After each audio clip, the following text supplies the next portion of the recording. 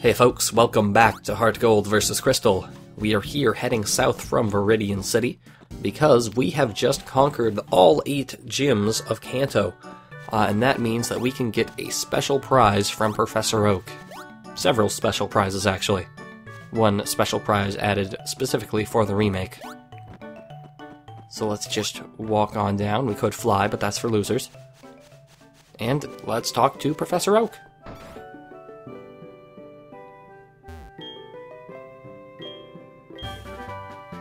First off, he'll give us HM08, which is the HM for Rock Climb.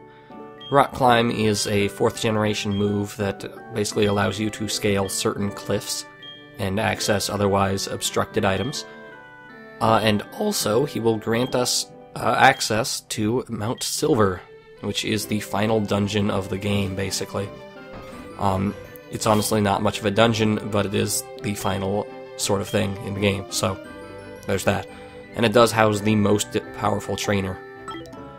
Anyway, our next stop is over on the other side of the world, on Johto, so let's fly over, skipping out the middleman at the Indigo Plateau.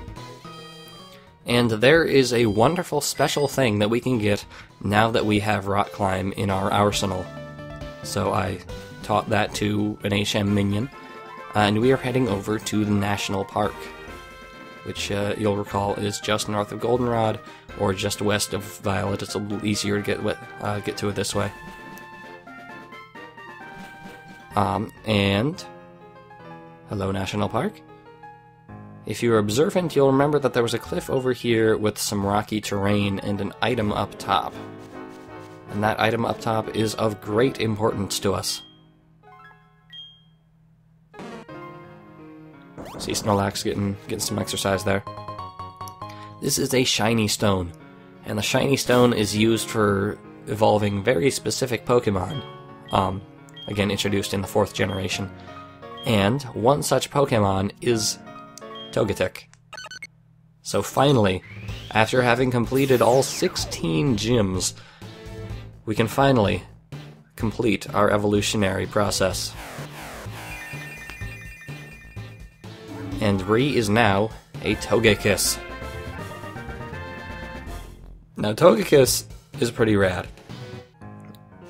Significant stats improvements, plus a nice addition to the move pool that you can get via the move relearner, which is our next stop.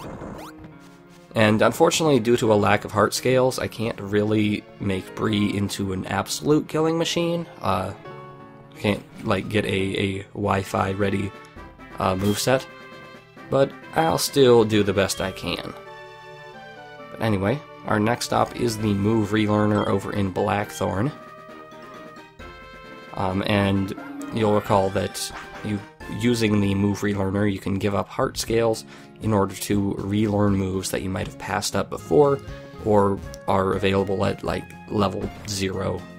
Basically, it's weird. And Togekiss has a bunch of those moves. Offhand, I can think of 2, of which I can only get 1. But the ones that are mostly important and relevant are the moves Aura Sphere and Air Slash, and I'll be going for Aura Sphere. Aura Sphere is an awesome move. It is a 90 base power special fighting move, never frickin' misses.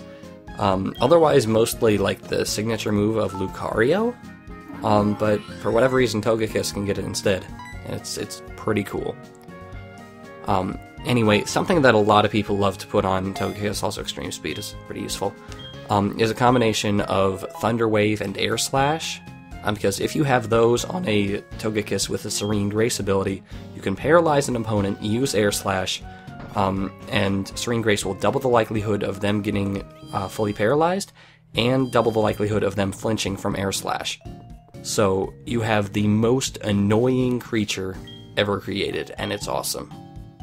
Anyway, back here in Pewter City, once you defeat all 8 gyms, you can get a certain wing from the sky, and that is a key to a certain legendary, depending on your version. More on that later. As in, not in this episode, later on in the playthrough. But now we are heading off to the east to Mount Moon, which is a oh, by the way, meteorites. This allows you to change the form of the legendary Pokemon Deoxys. Oh yeah, we're heading to Mount Moon. Mount Moon being a completely optional area in post-game Kanto. Like, a lot of areas in post-game Kanto can actually be optional if you want, but Mount Moon I just never find myself going to, because you are required to take care of the west, or the east, before you take on the west, and there's really no reason to go the long way from Pewter City to Cerulean when you've already been to Cerulean many, many times. I mean, you have to be there for the power plant quest, and you have to do the power plant quest to get the radio tower fixed, and you have to get the radio tower fixed to get the Snorlax out of the way, and you have to get the Snorlax out of the way to get over here. There's no reason to go here if you don't know what's there, and even if you do know what's there, there's very little reason to go there.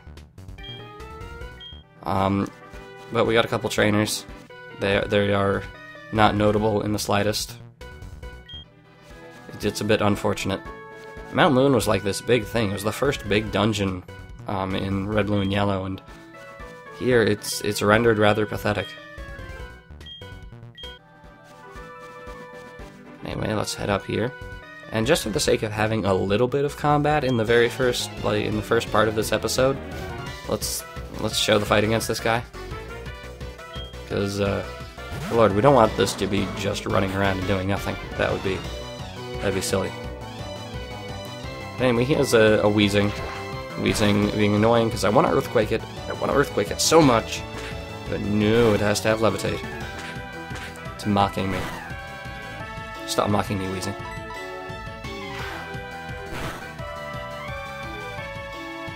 Anyway, this Weezing might cause you a bit of damage because it has Explosion. Explosion being a ridiculously high-powered move that destroys the user and probably the opponent. Definitely the user, most likely the opponent. So if you're if you have only one Pokemon left alive when you're facing this guy, keep that in mind. But I can't imagine that being the case because this is a relatively easy route. And he also has Mad Cargo. You are nothing before me, Mad Cargo. Nothing.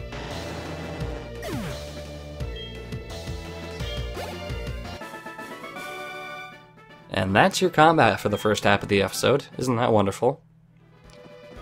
So let's stop in at this Pokemon Center, and then head on to Mount Moon, and we'll explore that after this commercial break.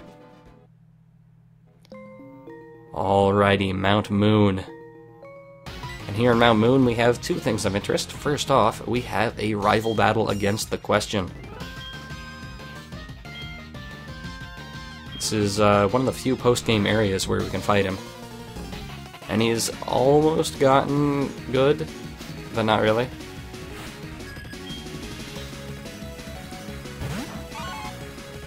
Yeah, he's still a Sneasel. He's still mid-40s, so if you've taken on the Kanto League, or even the bare minimum number of gyms needed to get over here, he's not going to pose much of a threat. But here is Orsphere in action. Again, fighting-type move, which means it's quadruple effective against Sneasel. And Sneasel, of course, is about as durable as a house made of straw, so it goes down very nicely. But Bree is pretty much a boss now. And Magneton, not even a Magnezone. What a shame.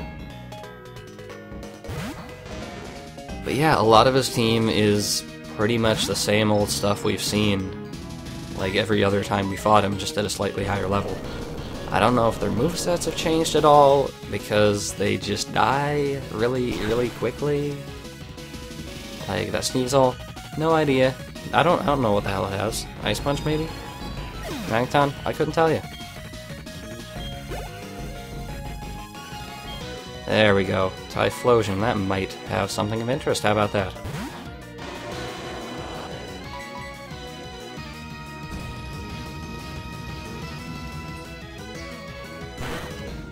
So yeah, his most powerful Pokemon, his starter, tops out at level 50.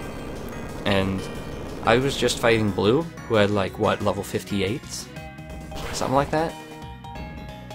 So, yeah, I guess you could make the artsy argument of that he is weaker than you significantly, because he has so much to learn, or something. It's supposed to be a reflection of the great distance between you two, because you have learned to respect and love your Pokemon, and he's not quite there yet.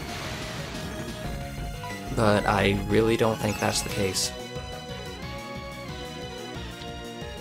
Anyway, let's do the Dark Pulse thing.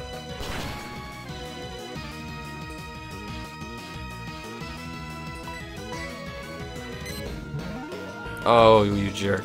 That was about to be a 2-hit KO from Everett, of all people. Everett was going to get a quick and easy kill. No whittling required. But no, you just had to make things harder on everybody except, like, no, just everybody, basically. Question does not understand the concept of not wasting the viewer's time.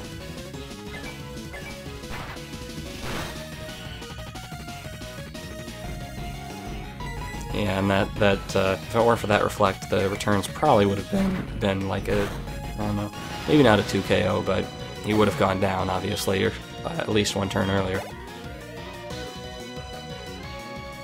And a Golbat. Golbat is kind of the clincher in showing that the question is not quite there yet in understanding how to not be a terrible trainer.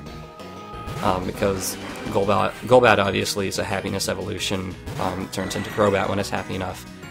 And considering it's up to level 40-frickin-7 without getting happy enough, the question is doing something wrong.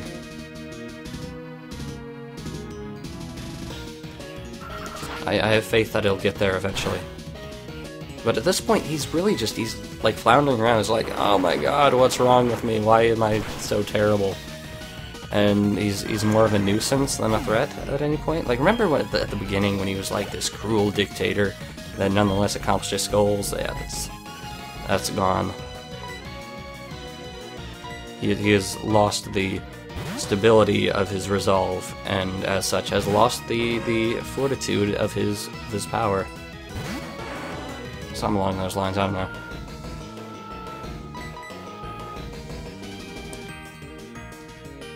Anyway, the last Pokemon, a Gengar. We've seen all these dudes before. Was he a Gengar before? I don't remember if he was he might have been a Haunter at Victory Road, so there's that. It's now a Gengar. It can do more damage to you. But this is something you've been dealing with since Azalea Town. You took out an entire gym of these things. You know how to take on a Gengar. If you can take out an Alakazam, you can take out a Gengar. They're weak to the same things.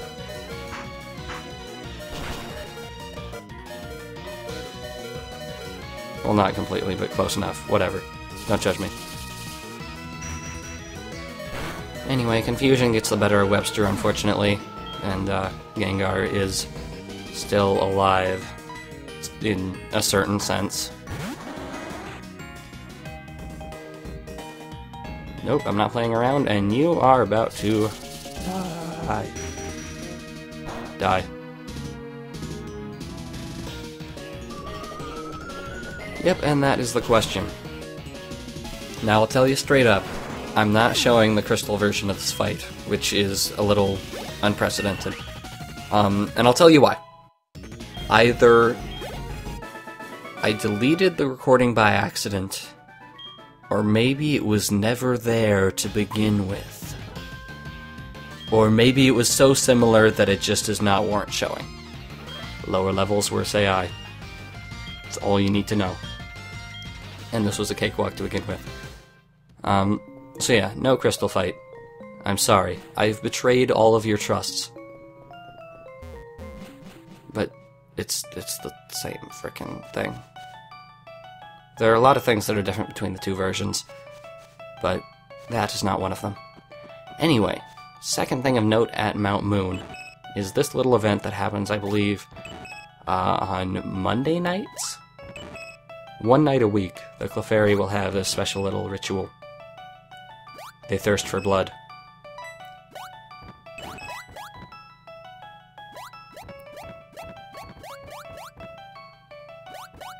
And upon us ruining their sacred belief, like, customs, they will leave a moonstone, which allows you to evolve certain Pokémon. Hello, phone.